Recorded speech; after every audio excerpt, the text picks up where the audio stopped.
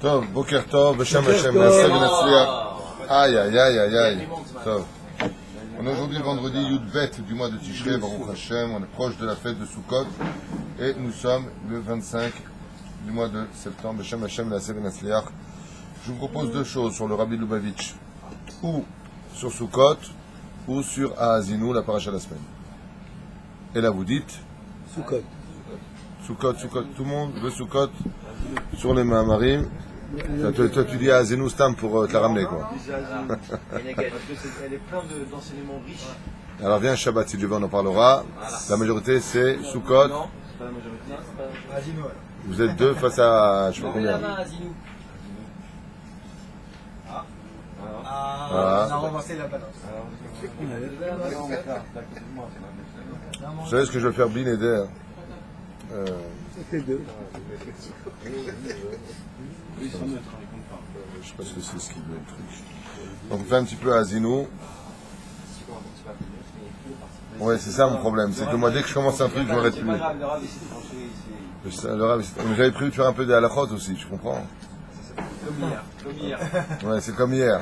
Jeanne dit, dommage qu'on n'a pas enregistré le cours d'hier. J'ai raconté les chidouches à mon beau-père. T'as raconté tous les chidouchim d'hier à ton beau-père, mais c'était pas enregistré. Je fais 1h30 de cours. Ah, vous dites-nous qu'est-ce qu'il y a? C'est quoi? T'as kiffé? Ah, sur le Mona. Oui, c'est vrai, c'était très sympathique. Je vois que la Torah est belle, grâce à Dieu. Omer, Rabbi Menachem Mendel, Zecher Tzadik, Vekadosh Ivracha, Zchuto Tagen Aleinu, le Rabbi de Lubavitch, cet aigle de la Torah qui s'est efforcé, Maurice, qui s'est efforcé, Bezrat Hashem, de faire grandir le nom d'Hashem parmi tous les Juifs, Hashem Ushvahayou, Bezrat Hashem, Bashamayim, Uvaharetz, Yiskel, et Shanim Rabot, Bezrat Hashem, Hayol Amabah. Ahazinu Hashamayim, Vetishma Haaretz. Cette paracha, c'est l'avant-dernière paracha de toute la Torah. La paracha dont le Gaon de Vilna avait déjà rappelé que toute la vie de chaque juif dans ce monde se trouve dans la paracha de Ahazinu. Alors tu veux savoir ta vie privée ici, qu'est-ce que tu feras, tout ça, c'est codé dans la paracha de Ahazinu, ici présente. Alors j'ai pas fait le rabbi, je sais pas ce qu'il va dire, on va le découvrir ensemble, Bezrat Hashem, je lis, je traduis avec l'aide d'Hachem et on essaiera d'expliquer pour mieux comprendre. Amunahim, שבהם משתמש התורה הקדוש על פסוק האזינו השמיים ודברה הארץ, תשמע הארץ. Le fait qu'il y ait marqué ici, האזינו השמיים, que les cieux prêtent oreille, ודבר הארץ, et que la terre, ודבר ותשמע הארץ, et que la terre écoute, donc il parle et qu'elle écoute, מעוררים מיד את השאלה, viennent poser une question essentielle, מדוע על השמיים הרחוקים נאמר הפיתוי האזינו. Pourquoi Dafka en concernant les cieux, les mots qui sont employés, qui sont des synonymes, les hazin en hébreu, je traduis directement, veut dire écouter. Et l'ishmoa veut dire aussi écouter. Donc on dit entendre et écouter. Il dit quelque chose de bizarre, il dit pourquoi il est marqué à propos des cieux Ahazinu, et quand on parle de la terre, il est marqué Vetishma. C'est une de distance. Alors quelle différence il y a entre le mot Ahazana et le mot Shmiya? Alors, lui il dit Shmiya c'est proche et Hazana c'est loin, c'est ça? On dirait. Shemit-Kasher yoter ledvar karov, Ahazinu c'est quelque chose, toi tu dis que c'est? C'est rachok, c'est un carré bateau. C'est bidjuk hafer. Shemit-Kasher yoter ledvar karov, Hazana. Hazana il dit, le rabbi de l'Oubli c'est ce qu'on dit à Hazanat Seter. Moi je crois que tu es proche, c'est le contraire. Donc les Hazin, sinon il n'y aurait pas de question. Qu'est-ce qui est plus proche de l'homme? Le ciel ou la terre? La terre c'est plus proche. Donc selon la logique de l'hébreu, si Ahazinu c'est plus proche que le mot Lishmoa, on aurait dû dire Ahazinu Haaretz, Vetishma Hashamaim, Ahazinu Haaretz. Et là il dit la question, il dit mais il y a un problème. C'est que les mots employés pour écouter sont proches du ciel et loin de la terre. On aurait dû inverser les mots. On dit que rapprocher les cieux. Toi, tu veux rentrer déjà dans la Ta'ana. De rapprocher les cieux. Ve'ilu haaretz הקרובה אל האדם נאמר ביטוי ותשמע, שתשמע שהוא לשמיע לדבר רחוק. אתה שומע אותי? צועקים, שמיע, tu écoutes ce que je te dis? Ah bah là, c'est bon, c'est quelque chose qui est proche. Et le Parachem vient nous dire, avant de clôturer le livre de la Torah, le livre de Devarim, la Paracha de Haazinu, elle vient nous dire que l'homme, apparemment, il doit se rapprocher du ciel. Bon, Mevatim Chazal, sa référence c'est, quand il rapporte ici, Sifrei Trilat Parashat Haazinu. Les filles Shaya Moshe Rabbeinu Karov la Shamaim. Qui parle ici? Moshe Rabbeinu. Moshe Rabbeinu était plus proche des cieux ou était plus proche de la terre? Des cieux. Il était beaucoup plus proche des cieux. Donc vis-à-vis de Moshe maintenant, on comprend pourquoi lui il a dit Haazinu Hashamaim. Les filles Amar Haazinu Hashamaim, les filles Shaya Rachok Min Haaretz. Moshe Rabbeinu était tellement spirituel qu'on l'appelait mi-ange, mi-homme. Selon le bitouille qui est donné ici à la fin de Moshe Rabbeinu, qu'est-ce qu'était devenu Moshe Rabbeinu? Kulo Shamaim, Kulo ange. C'est ça?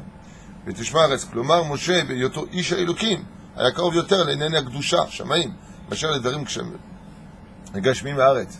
C'est une des choses pour lesquelles cette paracha-là se lit toujours dans cette période entre Yom HaKippourim, Be'ezrat Hashem et Sukkot, pour que l'homme comprenne qu'il doit un peu s'éloigner de la matérialité et se rapprocher beaucoup plus de la spiritualité, d'où l'image de la Soukha qui est complètement spirituelle. Il faut savoir que dans la Soukha, tout ce qui se trouve à l'intérieur prend un digne de Kedusha.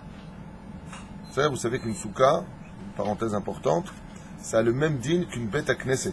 Yesh Omrim, Yoter mi bête à Knesset. Même si on a le droit d'aller avec son épouse dans une Soukha, les filles halacha, malgré tout, Adam tzarich mamash lin'og Kedusha Taora. C'est-à-dire, dans les cartes sur la table dans la Soukha, le Bidjuka. Nitzot shel Moshe. Il dit comme ça le rabbi de Lubavitch. אף על פי שהדבר נאמר על משה רבנו, בכל זאת מכוון פסוק זה לכל יהודי. Il dit, attends, t'es bien gentil. Moshe Rabbeinu, que tu dises de lui à Haazinu Hashamaim, je comprends. Betishma Haaretz Imrefi, Vadabara, Haaretz Imrefi. Ça c'est nous. Alors qu'est-ce que tu veux chez nous maintenant? Alors l'exemple que tu me donnes, il est sur Moshe, il n'est pas sur nous les hommes. Il dit non, c'est l'onachon. Pourquoi? On m'expliquait la dernière fois que dans chaque juif se trouve une étincelle de Moshe. Vous avez tous en vous une partie de Moshe Rabbeinu qui brille. Plus vous allez étudier la Torah, plus vous allez faire grandir votre étincelle de Moshe Rabbeinu qui est en vous. Vous allez dévoiler une particularité de Moshe Rabbeinu dans les Chidushei Torah. Plus vous allez aller dans ce sens. Cette période, B'Siyata Dishmaya, qui est le jour de Yom Kippour, qui nous a donné Yom Kippour? Qui est parti chercher? C'est Moshe Rabbeinu qui est monté dans le ciel, vous vous rappelez? C'est-à-dire, Aleph Be'ilou, tac, il est parti.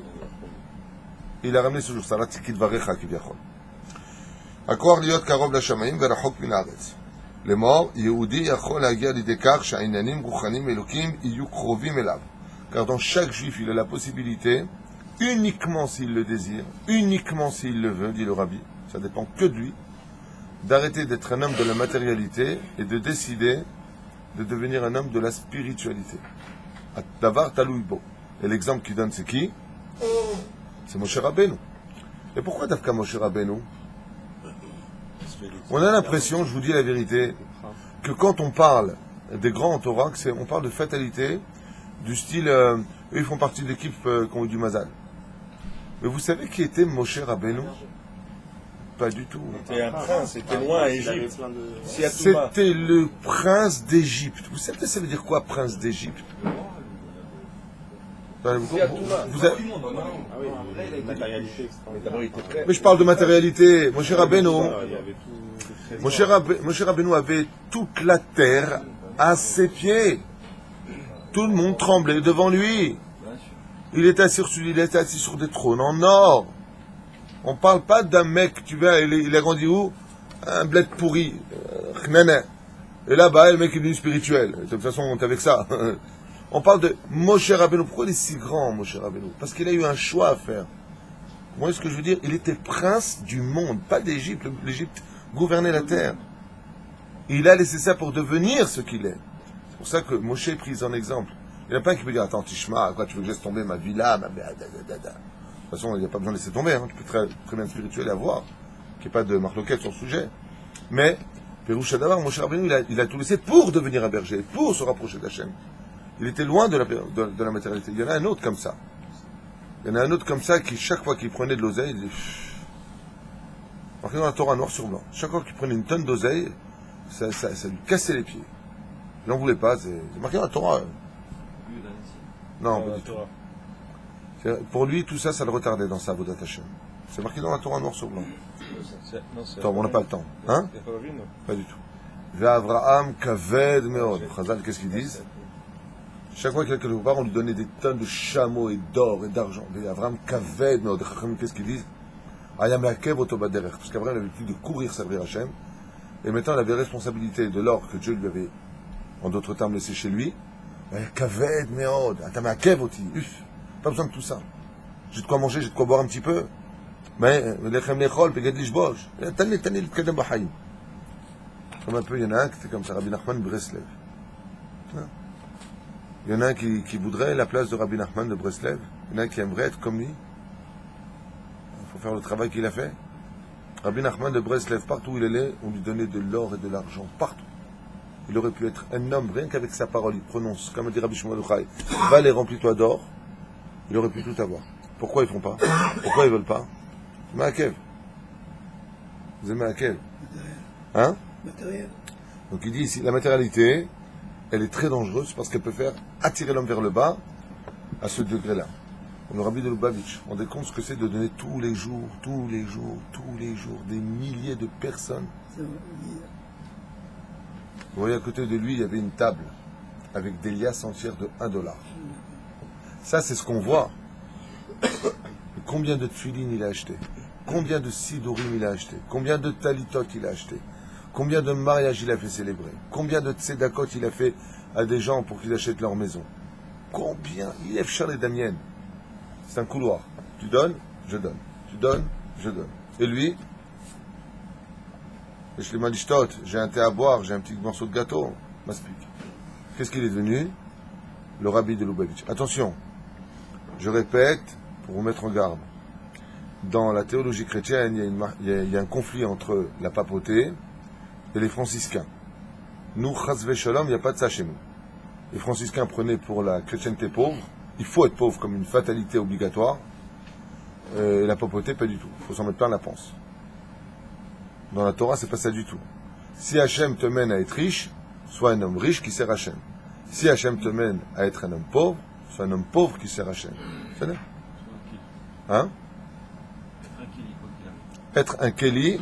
Et d'après toi, tiens, puisque tu te l'es ramené, Tzadik.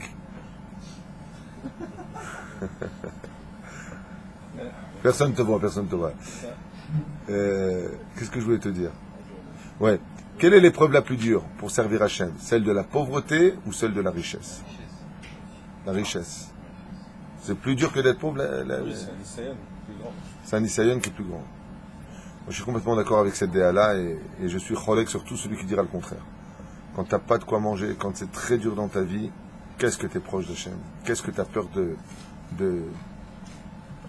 qui t'écoute pas? C'est ton seul espoir. Aval. D'ailleurs, tu redeviens un homme. Quand tu es pauvre dans ce monde, tu atteins presque le niveau de Adam. Adam, c'est du vrai moussard. Quelqu'un qui est pauvre, il se sent gêné dans tout. Il est humble. Il a le cœur brisé.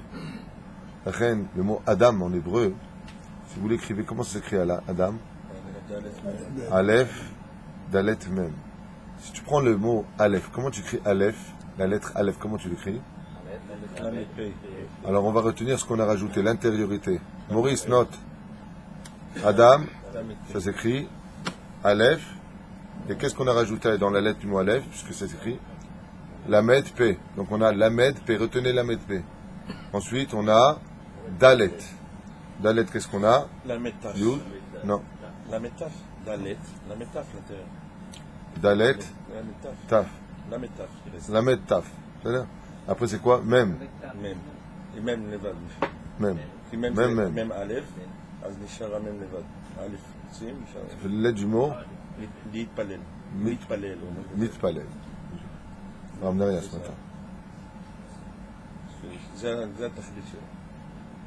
Quand il vient et il devient Adam, l'intériorité des lettres du mot Adam, si tu l'écris en hébreu, ça fait Mitpalel, celui qui prie. C'est l'enseignement du Ben Ishraï. Quand on va commencer la nouvelle année, Maurice, quand on va commencer la nouvelle année, on vient de passer Kippour. Maintenant, qu'est-ce que vient nous enseigner la paracha de Haazinu? Il dit, le rabbi vient nous enseigner que arrête de reprendre une année pour la matérialité. Cours maintenant vers la spiritualité. On a besoin de manger, on a besoin de boire, et il est marrant celui-là. Pas lui, pas le rabbi. Celui-là, c'est une façon de parler. Ken Mazézé. Il faut bien qu'on paye nos factures. La Torah, elle ne te paye pas tes factures. Alors comment tu fais? Et la Pérouche Davar, il y a la terre. Haazinu Hashamaim. Mais après, il y a la terre. On t'a pas dit d'annuler la terre. Il dit, attention. Mais d'abord, la Hashamaim. D'abord, il faut que tu sois plus proche des cieux que de la matérialité.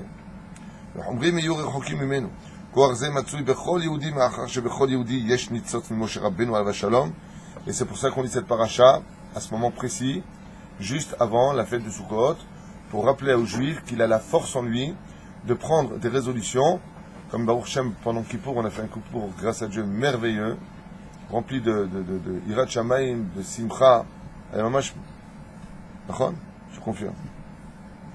Et j'ai vu Baruch Hashem des Israéliens qui étaient là, qui ont pris la résolution, et depuis, Baruch Hashem, ça fait quelques jours déjà, ils viennent aux prières, ils viennent écouter la Torah, là, ils viennent me dire, Nissim, Baruch Hashem, qu'ils trascou meod. Ils ont pris sur eux des résolutions. C'est ce que demande le rabbi. Il dit, dès que tu sors de Yom Kippour, ne fais pas style, j'ai passé une bonne journée, ça y est, les fêtes sont passées, à Yom Kippour Rabba. Chaz v'shalom, c'est pas un jour de diète, c'est pas un jour de régime. On mange pas, on boit pas. Une fois que tu as passé Kippour, il faut prendre des grandes résolutions. Et ces résolutions, elles partent du fait que maintenant, arrête de courir trop après l'argent. D'abord, maintenant, tu vas te fixer un temps d'étude de la Torah, tu vas te fixer un temps d'étude pour ta beau des doutes, pour la minute Rassadim. Ce que tu peux, tu donnes. Et après seulement, tu vas t'occuper de la terre. Il faut aussi que la terre, elle écoute. Mais Prinat Vaishma. Veno, Hazin. C'est là.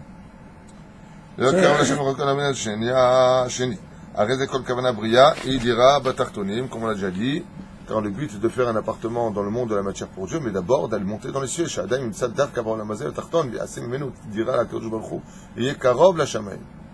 Donc c'est la grande question qu'il pose. Il dit, mais on ne comprend pas.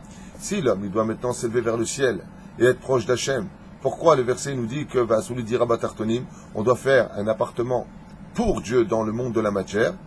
Il te dit Ken. C'est pour ça qu'il faut monter la matière au niveau de la spiritualité. Ce qui est tout le principe de la Chassidut et de la Torah. התשובה לשתי השאלות הללו ניתנת בפסוק שמופיע בהמשך הפרשה, הוא יהיה מראה כי חלק השם עמו יעקב חבל נחלתו. Le verset nous dit comme ça, כי חלק השם עמו יעקב, car la partie de Dieu c'est Yaakov, חבל נחלתו, qui est la corde de son héritage. Mais c'est la corde de son héritage, Abraham, Yitzhak et Yaakov, Achut al-Mishulash, lo bimhera inatek. On sait que quand il y a 3 générations qui se suivent de tzadikim, jamais plus la Gdusha partira de cette famille. 3 générations. Tu prends sur toi d'être un grand tzadik, tu dis ton fils d'être un grand tzadik, et lui est un grand tzadik, le reste c'est plus dépendant de toi. Dieu l'enverra toujours un tzadik extraordinaire dans ta famille. Comme ça c'est. Gam כשיהודי חי בארץ בעולם הזה התחתון הוא נשאר חלק השם. Ah, Chevel Nachalato, il dit, c'est une corde qui descend jusqu'en bas, une corde qui descend. Chevel Nachalato, même un juif qui est dans le monde de la matière, il reste Chelek Elokamimal, il reste une partie d'Hachem. Umato apnimit, nishmato shel Yehudi bechol matzav sheyeh, il Chelek Elokamimal, mamash, on rajoute. והיא בבחינת נחלתו של הקדוש ברוך הוא, ולכן גם בעולם הזה יהודי בעצם מהותו קרוב יותר לשמיים ורחוק יותר מן הארץ. Dans ce cas-là, mais on est venu de faire un appartement dans les cieux. Il dit, étant donné, c'est un chidouche quand même important ce qu'il dit. Il dit, étant donné qu'un juif, il a une partie d'Hachem en lui, même s'il est ancré complètement dans la matière, il sera toujours plus proche du ciel que de la terre. C'est en lui. C'est juste à lui maintenant de le développer, de l'amener à bien, cette mission. ודווקא משום שיהודי בעצם מהותו עומד למעלה בעניינים הגשמיים והחומר יש לו הכוח לשלוט על מציאות הגשמית. Alors une question quand même un peu dure. Un mec qui est complètement assimilé à la matière, comment on peut dire qu'il est relié dans les cieux, Maurice? Comment? Ça va pas. Le mec il n'est pas du tout spirituel. Le rabbi il te dit si, même s'il est dans la matière, même s'il est, il est quand même spirituel. Comment c'est possible? J'ai réfléchi à ça pendant que j'étais en train de lire. Oui, mais ça, pour moi, c'est un peu la philosophie. Quand il rêve, Qu'est-ce que ça veut dire concrètement? Voilà, moi, je suis ton élève, je comprends pas le verset, explique-moi. Concrètement, 2 et 2, 4, explique-moi. Il a un peu, il a le tincelle de Moshe Rabbeinu, vous avez dit tout à l'heure. Oui, mais ça, il faut le développer. quand il rêve, Quand il rêve. Il dit c'est même qu'il a, parce qu'à un certain moment donné dans sa vie, quand il va être proche de la mort, ou quand il a des proches qui sont proches de la mort, il va se retourner vers Hachem. Il y a toujours un moment donné où lui, il se retourne vers Hachem. L'égoïme, non. Il ne se retourne pas vers Dieu quand il voit le jour de la mort s'approcher et des fois même des gens de leur famille apparaître. C'est pas ça qui fait d'un homme plus proche de Dieu. Là, regardez bien le texte. Ça demande quand même un peu de réflexion. Il dit, même quand le juif, il est complètement dans la matière, là, ok, étant donné qu'il est mamash, chelek elokam ma'al, il est quand même spirituel. Non, si tu es matérialiste, tu n'es pas spirituel. Il te dit, même si les spirituels semblent, même si les matériels me sont spirituels. Il y a un problème. Alors, le titre, c'est Chelek Elokam Ma'al, c'est où je m'en sors comme ça. Parce qu'à tout moment, tu n'es pas des Alors, dans ce cas-là, tu dis, il est matériel, mais quand il fera tchouva, il devient spirituel. Là, il dit non. Je vous redis le texte. Davka mishum sheyudi ben sema auto ou omed de ma'ala binyanim agashmin me'achomer. S'il donne la réponse, il faut savoir la comprendre. Il y a un potentiel spiritualisé. On a tous un potentiel. On dit bien dans la Hamida, qui attache Shomea, On ne parle pas d'écouter la prière. On parle rabotage d'une question simple. Le rabbi nous dit ici, une fois de plus, que même si un juif il est matériel, il est spirituel. Ma réponse est non. Pas du tout. Un mec qui est matérialiste, il est matérialiste.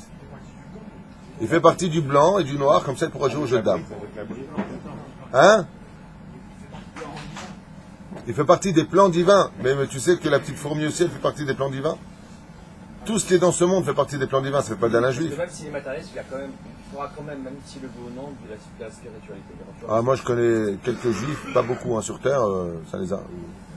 Ils vont faire de petites actions. Mais ça, au niveau quantitatif, sur 100%, on va dire quoi? Les 97% matériels, le mec il veut que le monde de la matière, comme on le dit la veille de Kippour. Les restaurants, les hôtels, les plages, les bons plats.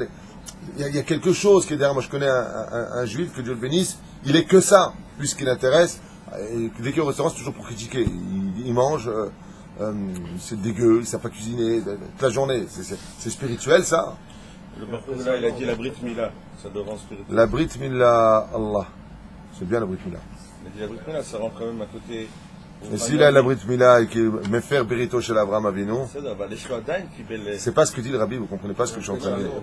Le rabbi il dit que même si tu es matériel, tu es spirituel. Réponse non, sauf si on a une explication. Alors la réponse elle est là, je vais vous la lire. Parce que j'ai déjà lu 4 fois, mais c'est pas grave, 3 fois. Davka mishum sheyudi be'etzem ma'uto omed lema'ala b'inyanim agashem v'achomer. יש לו הכוח לשלוט על מציאות הגשמית ולעשות ממנו דירה על הקדוש ברוך הוא דווקא בגין, פור, עליונותו זה העניינים הארץ, הוא יכול להחדיר בתוך הארצות הגשמיות. Bon, ici il repart dans la chassidut tout de suite après, mais dans le premier verset il donne la réponse. Il a la force de pouvoir prendre la matérialité et l'élever vers le ciel pour la 100e fois, super. ואז גם כשהוא בענייני הארץ ניכר בו בעצם שהוא קרוב לשמיים, et de fait même qu'il est dans le monde de la matière, il va agir dans la spiritualité. Mais dans la phrase première, il dit Dafka que quand un juif, le juif il a la force de transformer la matière au service du spirituel. 2 et 2, 4, c'est connu. Donc, voilà, maintenant toi tu viens de comprendre la question. Baruch Hashem, super. Non, je te le dis, tu as compris la question. Chazak ou Baruch. Non, Bémet. Mais maintenant, je voudrais la réponse. C'est l'inverse, c'est-à-dire que tu fais au lieu de monter, tu descends. Tu descends la spiritualité, tu la transformes en matière. C'est ce qu'il dit, puisqu'il dit. Ah, effet, Maniel Mashtomer. Lui, il dit que comme il est spirituel, automatiquement, il peut installer que de la spiritualité dans la matérialité. Ah ouais, c'est ce que tu dis, en fait, spirituel à la base. Mais c'est dit, tu fais une maison sur terre. On fait une maison sur terre. Quand vous parlez, qui parle? Quand vous parlez, qui parle? Vous. C'est qui, vous? Qu'est-ce que c'est mourir? C'est une neshama qui s'est déconnectée du corps. Vous savez ce que dit chaque personne qui meurt? Pourquoi mon corps il est là-bas? Donc qui parle? La neshama. Hazak ou Baruch, ça fait plaisir. Une langue ne parle pas. Les morts ont des langues et elles ne parlent pas. Parce que la neshama n'est plus dans le corps. C'est comme un gant. J'ai ma main dans le gant il bouge. J'enlève ma main du gant, le gant il est mort. Il ne bouge plus. La reine, maintenant quand on parle de l'âme, on a 3 niveaux d'âme, que vous savez. On a le nefesh, le ruach et la neshama. Le nefesh, il est placé dans le foie. Le ruach, il est placé dans le cœur. Et la neshama, elle est où? Elle est au-dessus. Pas du tout. Mamash lo. Mais à la roche. Et elle monte jusqu'où cette neshama? Ah, qui c'est à kavod? Maintenant, je repose la question. Vous avez compris maintenant la question, vous avez déjà eu la réponse. Le rabbi dit que même quand un juif il est dans le monde de la matière, il est complètement spirituel. Bah oui. Pourquoi il est complètement spirituel? Parce que son lui, sa neshama, elle est chelek elokamimal. Elle est mitraleket bashamaim gva. Donc ça rejoint un peu ce que tu as dit, qui était très mignon. C'est pas des focales, ça. Concrètement. On a dit ça tout à l'heure. Non, ça vous l'avez pas dit. Excusez-moi, c'est enregistré. Vous pouvez vous revoir. Vous l'avez pas dit, bande de mythos. Non, pas du tout. Vous l'avez pas dit. Pérouche Adavar que Béhémet, dans chaque juif, il y a ce chelek elokamimal.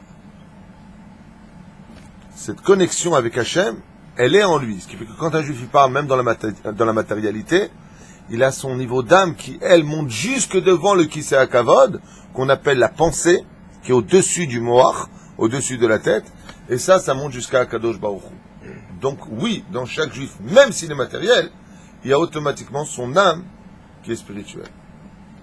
Donc est-ce qu'on a lieu de se décourager de qui que ce soit? Dans chaque juif, un Yehush Klal Baolam. C'est comme le mot chauffard. Je me suis expliqué encore ce matin. Chauffard. Si vous faites le même principe que le mot Adam, vous écrivez le mot chauffard, dit le Ben Ishraï. De Alfin. Ça fait quoi? En Yehush. Tu écris le mot chauffard. Shin, Vav, Pe, Resh. Tu écris maintenant Shin, Yud, Nun. C'est-à-dire Vav, Vav, Alev, Vav. Ensuite, tu as quoi? P. P Aleph, de Alfin. Ensuite, tu as quoi? Resh. Red Yushin. Ça fait quoi? En Yehush. Le chauffard, il vient t'apprendre quand tu sonnes qu'il n'y a pas de désespoir. Tous les juifs peuvent revenir par le cri du son du chauffard. Pourquoi? Parce que le son du chauffard va réveiller et ébranler l'âme du Chelek Elokamimal. Tout se réveille.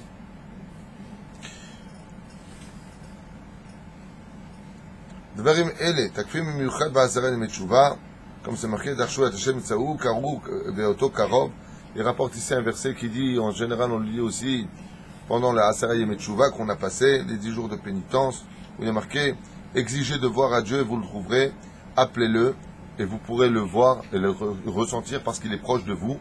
C'est qu'en réalité, pendant cette période, les cieux sont plus proches de l'homme d'eux-mêmes que la terre. Les cieux sont plus proches de l'homme dans cette période dans laquelle nous sommes que la terre. D'ailleurs, j'ai une question à vous poser un petit peu sympathique. Cette paracha, on a dit qu'on la lit toujours avant Sukkot. D'accord? Quelle est la chose la plus spirituelle que l'on connaisse au niveau de la matérialité des mitzvot juives? Celle qui comprend... Non. Non. Quelle? Celle où il y a carrément le nom de Dieu mélangé au nom de Dieu, c'est-à-dire le nom Havaya dans le nom de Adnout. On n'a pas le temps, c'est la Souka. La Souka est la matérialité la plus spirituelle de notre Torah. D'accord? Maintenant, qu'est-ce que représente, on a dit hier, cette Souka? La marloquette Rabbi Eliezer Rabbi Akiva. Elle représente les Anané Akavot, qui sont quoi? Spirituels. Azin ou Hashamaim, quand tu rentres dans la Souka, tu rentres dans le monde du ciel d'en haut, dans la spiritualité. Donc tu es plus proche de quoi? Du ciel. Pendant cette période, Azin ou Hashamaim, quand tu rentres dans la Souka, c'est comme si tu rentres dans le monde du ciel, dans le monde de la spiritualité. Quand tu sors de la Souka, tu tombes sur terre. C'est pour ça qu'on doit retourner à cet état. Qu'est-ce qu'on n'a pas le droit de manger en dehors de la Souka? Du pain. Qu'est-ce qu'on mangeait dans la nuée de gloire? Man min hashamaim. Qu'est-ce qu'elle avait comme particularité, la manne, quand on la mangeait? Elle guérissait l'homme de ses maladies et de ses clipotes. Vous avez compris qu'est-ce que ça veut dire manger du pain dans la souka? Manger du pain dans la souka, c'est redevenir à l'état de manger la manne dans le désert.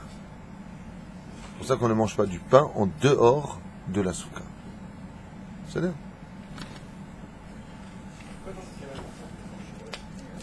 Les femmes,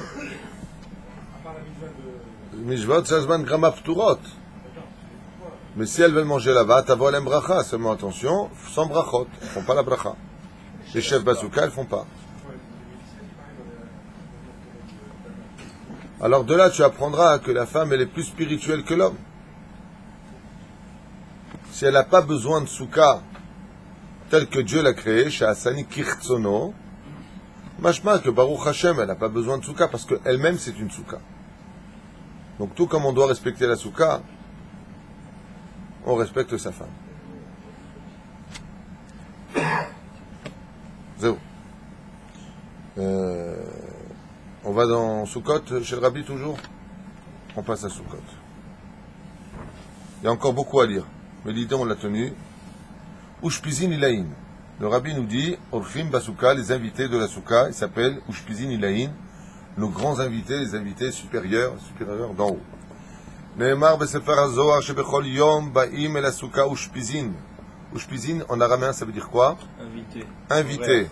Bechol Yom Imei HaHag Mevakrim Besoukat Tzadikei Aouma. Viennent les tzadikim connus du nom de Avraham, Yitzhak, Yaakov, Moshe, Aaron, Yosef, David. Yeshomrim avec David Shlomo. C'est-à-dire, pourquoi Dafka eux et pourquoi pas les autres? Pourquoi les Shifteya non? Pourquoi pas Yehuda Ben Yaakov? Oui, c'est vrai. C'est les Avot aussi. Il n'y a pas que les Avot Avraham, Aaron, c'est pas un Avot. Pourquoi eux et pas les autres? Si vous ne répondez pas vraiment, je suis... Oh. Pourquoi eux? Pourquoi eux? חסד אברהם אבינו, יש לו את המילה של החסד, הכנסת בסוכה. Oh, voilà la réponse. Plus un prix gros. C'était חסד טעם. כן, אבל יש לכל אחד... טוב. Il a donné déjà la réponse. Il veut nous faire un détail, Khalé.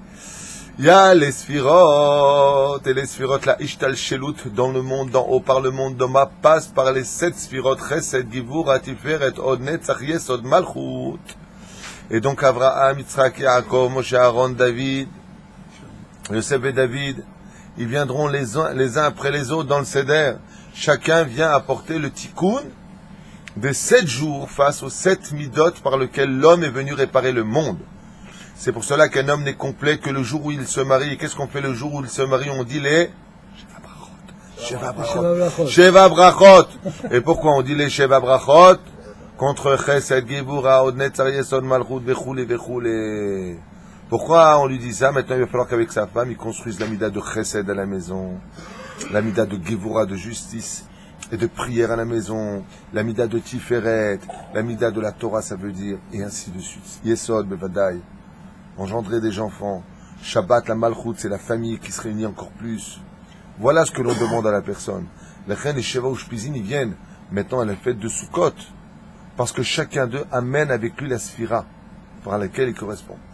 Moi, je vous l'ai dit l'an dernier, j'ai un jeu depuis que j'ai fait Tchouva, que je fais toujours dans la Souka avec mes invités. Toujours. Quand c'est le soir d'Avraham, le premier soir, je pose plein de questions sur Avraham Avinu. Tu as déjà fait avec moi ça? Non.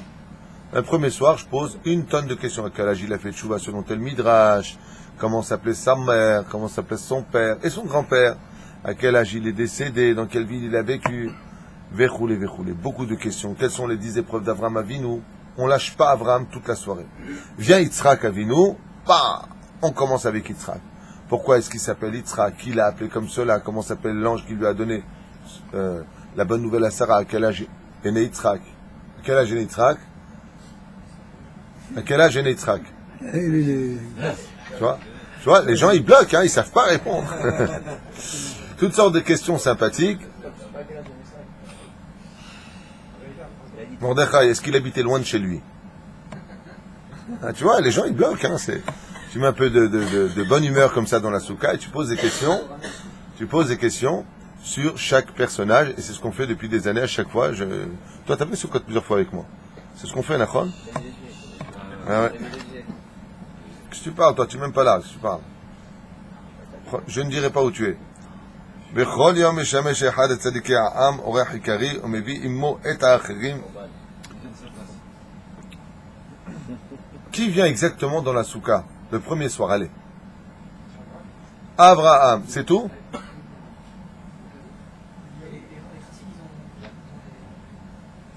Non, les autres aussi, il y a les autres cuisines aussi. Oh, Chazak. Attention, la belle-mère. Abraham nous dit la belle-mère. Elle vient, ta belle-mère? Abraham Ayakar, en tout cas, Stéphane Yosef Ayakar, il donne la réponse. Monsieur Fitoussi donne la réponse. Abraham, il vient pas seul. Il vient avec qui? Avec Yitzhak, avec Yaakov, avec Moshe, Aaron, Yosef et David. Quand, à chaque fois qu'il vient un Shpiz, il vient avec les 6 autres. C'est-à-dire, il n'y en a pas un, il vient et l'autre il part. Balayla Arishon Shpiz Aikar ou Abraham Avinu. Mais il y a le Ikar, il y a celui qui rentrera en tête des Sphirot. אברהם אבינו התייחד בכנסת האורחים המופלאה שלו, לו למידת הגמרא, שגדלה כנסת האורחים וקבלת פני שכינה, שכן הוא עזב את הקדוש ברוך הוא, שבא לבקרו כדי לרוץ ולהתעסק בהכנסת אורחים. Qu'est-ce que vient nous montrer Abraham Avinu? La mitzvah d'inviter des gens, première spira réparée, faire du bien à l'autre. La première mida que vient nous enseigner pour le premier soir de Sukkot, apprendre à faire du bien à autrui. Et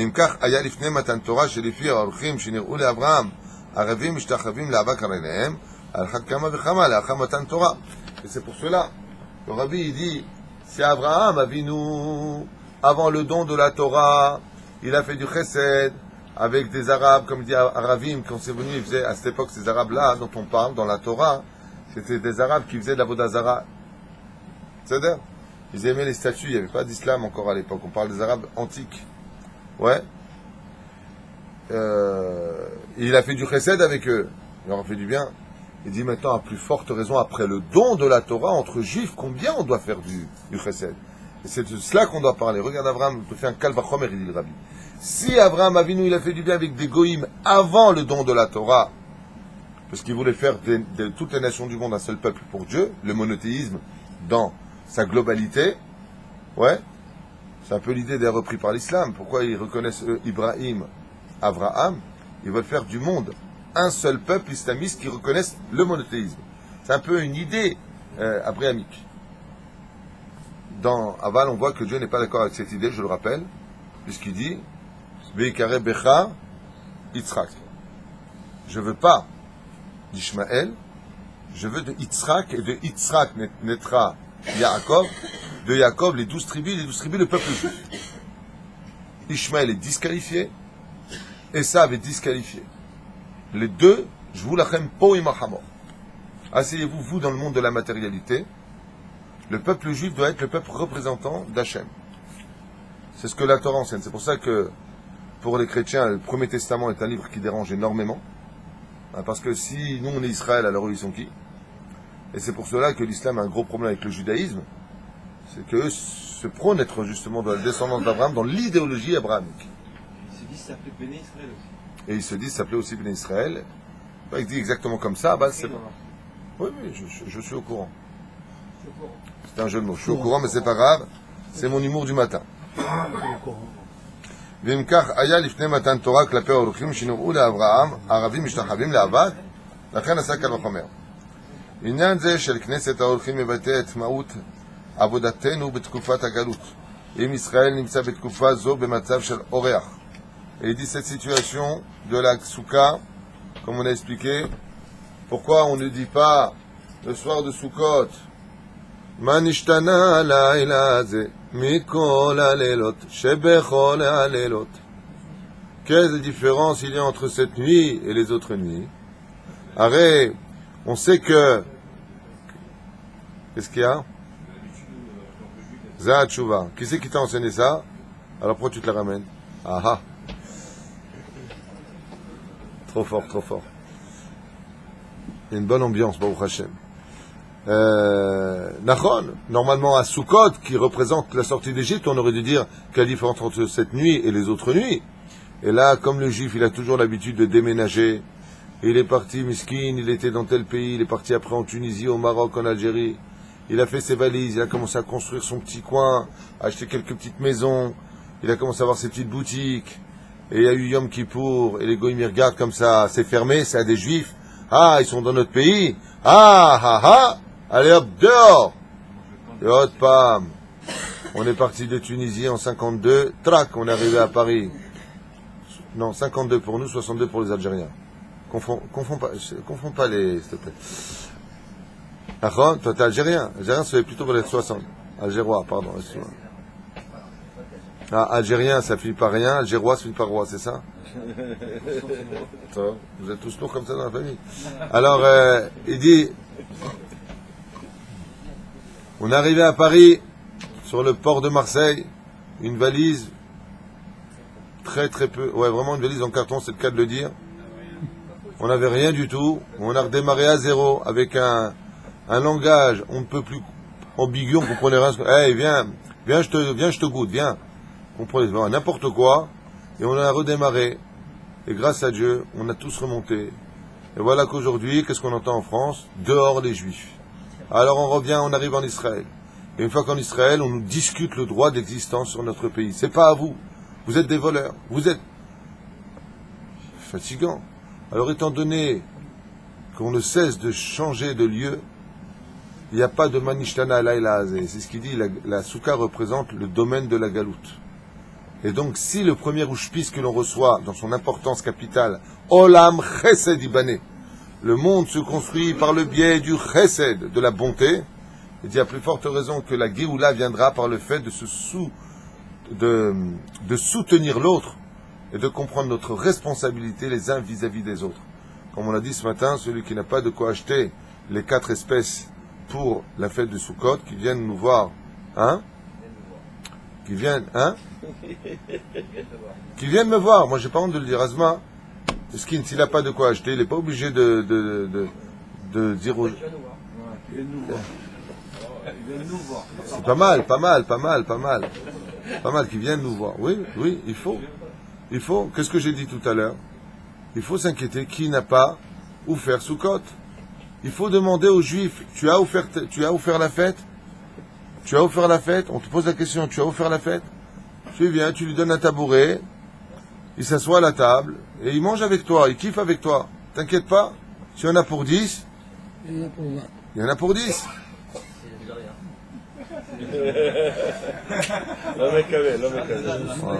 Je vais vous séparer les Algériens marocains là. Non, c'est Algériens tunisiens ici. Je vous rappelle qu'en Israël, grâce à Dieu, il n'y a plus cette notion tunisien, algérien, marocain. Il n'y a plus que marocains. Ici, il n'y a que des marocains. Il n'y a que des hébreux. Manitou, il disait en Israël, ce qu'il y a de bien, c'est qu'on a tué la galoute et qu'on a recréé le peuple de la réalité, le peuple hébreu. Il dit en Israël, il n'y a plus de je suis tunisien, je suis algérien, je suis marocain, il y a hébreu. Avraham Aivri, disait Manitou. Allah Vashalam. Deuxième pérouche à Davar. את אמות אבותינו בתקופת הגלות, ישראל נמצא בתקופה זו במצב של אורח, וחז"ל משלו את הגלות לבנים שגילו מעל שולחן אביהם במקומות שטבעי ואמיתי של יהודי הוא להיות סמוך על שולחן אביו, אבל מילא בזמן הגלות יהודי נמצא שלא במקומו והוא מבחינת אורח במקום לא אל. Et donc sur ce on a vu que les juifs, tant qu'il n'y avait pas le Mashiach, il sera toujours dans une espèce de galoute, même si on est en Israël, on est encore un peu en galoute. De quelle galoute on parle? De la galoute spirituelle, sur le domaine géographique Bevadaï qu'on est chez nous. Aval, sur le domaine spirituel, comme on le sait tous, il est beaucoup plus facile de sortir un juif de la galoute que de sortir la galoute du juif. Alors souvent les juifs, quand ils viennent de France, particulièrement les juifs de France, on voit pas ça chez les Américains, chez les Canadiens, même pas chez les Suisses ou les Belges. Les juifs de France, quand ils viennent, ils veulent la France en Israël. Je sais pas si vous remarquez, c'est pas une critique, hein. Il faut qu'il y ait les câbles français, il faut la parabole, on travaille avec des Français, l'école français, le café français, la synagogue française, les Comment ça c'est normal? Non, mais J'ai 30 ans 25 plus ans tard. qu'il est là. c'est pas vrai. Quand même, le gruyère, on veut le gruyère de France. On veut la semoule, pas le gros. Arrêtez de En dire France, ici, elle est pas bonne. Ah, bah, elle est New mieux. York et les. On vaut pas. Et là, faut arrêter de dire ça. Il y a une vraie histoire. Les Juifs de France, il y a une vraie histoire, c'est normal. À l'éveil qu'en France, ils étudient autant la Gemara, autant la Torah qu'à New York. Non, mais c'est pas ce que je voulais dire. Non. Ce que je veux dire par là, c'est que la France, Napoléon a réussi un plan qui est tellement fort qu'il te fait même parler aujourd'hui, dis donc. Napoléon a réussi un plan. Tu sais ce qu'il a fait? Il a dit, ça suffit les Juifs d'être des Juifs de Galoute. Sortez, je vais vous créer un consistoire avec Bezrat Hashem, comme il leur a dit, des belles synagogues, avec chapeau melon et bottes de cuir, pour nous assimiler aujourd'hui à 82% d'assimilation. Bravo. Alors on a une super histoire. Alors, les États-Unis, alors, on est quoi? C'est pour ça que je te dis que la seule différence, c'est que quand tu vois un Américain qui vient en Israël, un an plus tard, il parle l'hébreu, il s'intègre dans le système israélien, il travaille. Nous, non. C'est-à-dire que si tu viens et me dis, Mordechai et Yakar, que au début, oui, ça je suis d'accord. Mais on parle de 20 ans, 25 ans, 30 ans, le mec est toujours français, quand il parle hébreu, il sait pas. Parce qu'il ne s'intègre pas. Comme m'a dit récemment mon beau-frère, que Dieu bénisse, Yohan, un truc de fou. Il vient d'aller à l'Ulpan, il est rentré avec les Russes, il parle déjà l'hébreu. Parce qu'il bosse. Nous, non. On a du mal. On reste français. On a ce côté français. On veut pas. Moi, je le vois dans les synagogues quand je viens d'Hydroche. Je suis appelé pour faire des drachotes. Attention, je juge pas, je critique pas. C'est un état de fait que j'explique. Ne prenez pas ça mal. Hein. Je viens, je fais. J'ai pas compris ce que vous avez dit. Je comprends que vous êtes là. Ça fait 13 ans. Ah, tu parles pas encore.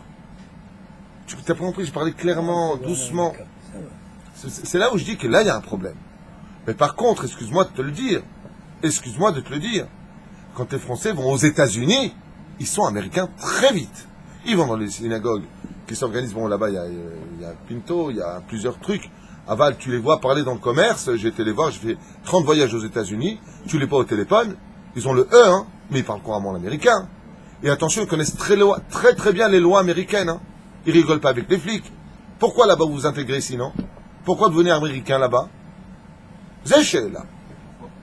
Hein? Ben parce qu'aux États-Unis, c'est pas approprié pour les Français. Ou t'es américain ou tu dégages. Parce que la loi là-bas, il n'y a pas de je suis français, je connais pas. Tu vois ce que je veux te dire? Même pour les jeunes, les gens Top, l'homme échané, c'est une parenthèse Ils ont que pas j'ai assez souvent la fierté citée. d'être israélien, c'est tout. Il faut Bezrat Hashem. Ils n'ont pas assez la fierté d'être israélien, c'est tout. Je vais te dire une chose, Eric, La fierté de je vais te dire une chose grâce à Dieu. Bémet, Baruch Hashem. Chaque fois que j'ai eu des familles qui sont parties s'installer avec des Israéliens, je reviens 2 ans, 3 ans plus tard les voir, tu les entends parler hébreu, ils ont parfaitement compris le système israélien, ils se sont intégrés. Les Russes, ils se sont intégrés, Ah c'est ouais. incroyable. C'est vrai. Tu vois, un Russe, après 3 ans d'Ulpan, il peut parler à la Knesset, le C'est mec. ça comme Misra d'Apni, Misra d'Arishon, n'importe il y a des Russes et il y a un Français que tu ne trouves jamais pour t'aider. Parce que là, dans quelques années, il y aura ça. Il n'y aura pas. Il faut, Bezrat Hashem, changer ça en Israël, et que le juif Les de enfants, France peut-être. a le Les droit, Bevadaï, un droit Les d'adaptation en Israël, mais qu'il apprenne à prier. Les enfants, Bon, encore une fois, après c'est la culture, comme tu l'as dit, c'est vrai que tu as dit une phrase très juste à l'heure, c'est vrai que l'histoire des Juifs de France est quand même très riche. Donc c'est tout un contexte de 2000 ans d'histoire, la Gemara, les Rashi, les Balétosafot, le Rabbi Yonah de Gironde. En France, ils ont que 30 ans en France ou 40 ans. C'est tous des Marocains tunisiens, ils n'ont pas longtemps. C'est pas des gens de 1000 ans. Ils ont pris, ils ont adapté un système où ils se sentent Voilà. plus fiers d'être français que. Tu vois, au Canada, il y a bien plein de juifs marocains, ben, ils sont complètement intégrés au Québec. Alors même quand ils parlent, ils disent, ben, dis donc, je sais pas, ils parlent l'accent chez eux, je sais pas ce qu'ils disent. Hein? Je plaisante. Yalla. C'est d'accord, c'est d'accord, je vous prie, Israël, je me faisais. Alors, on n'a pas fini l'explication, il dit.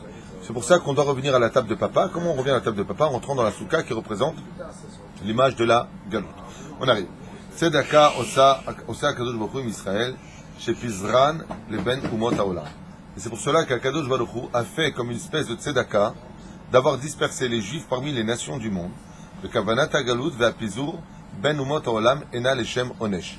Il faut savoir que selon le rabbi, le fait d'être parti en galoute n'a pas réellement un terme de onesh, même si là à mon goût il contredit la Gemara qui dit explicitement que la galoute est une punition. Et je vous disperserai, on l'a lu dans la Torah, hein. Si vous ne faites pas mes lois, mes préceptes, je vous disperserai parmi les goïms.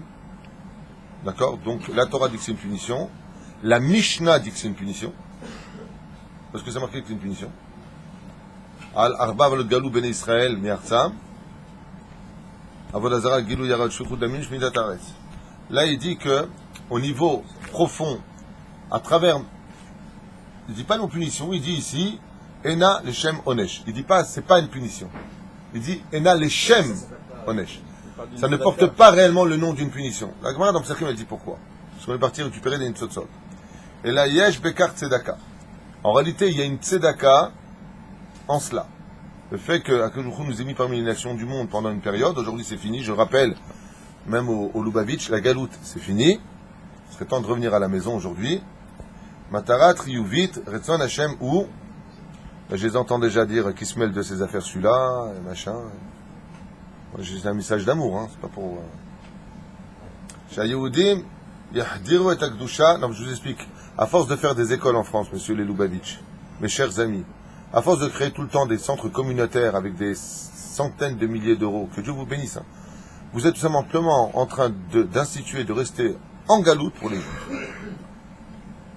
Au nom de la Torah, vous empêchez les Juifs de se réveiller, de revenir en Israël.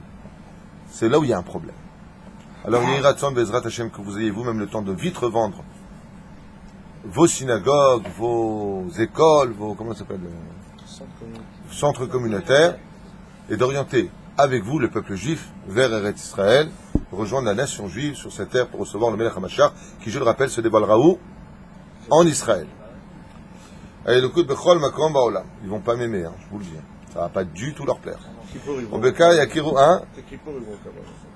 יכינו אותו להיות דירה לו השם ורע בגאולה, וכך אומר הבשת ושפיזין חסידי הראשון על פסוק מה מצעדי גבר כוננו, שבכל מקום שיהודי נקלע אליו לזכור שאין לו הולך לשם מעצמו, אלא הוא מוליכו לשם כדי למלא מקום תכלית אלוקית. Donc il rappelle ici pourquoi c'est pas une galoute, il dit parce qu'en réalité là où Akadosh Baruch Hu il place le juif, c'est pas stam pour des choses, c'est parce qu'il a des choses à ramener avec lui, de la tzedaka à faire avec d'autres juifs. Donc dans ce cas-là, qu'est-ce qu'on fait pour résumer un petit peu tout ça? Certes, tu peux faire de la tzedaka avec un autre juif, mais le mieux c'est de l'orienter vers la terre d'Eretz Israël, parce que si là-bas on a des nitzotzot, des étincelles à réaviver, je vous rappelle qu'en Israël on a des soleils à faire briller. Baruch Adonai Leolam Amen. Azak u'baruch, Shabbat Shalom. Allez, Kaddish.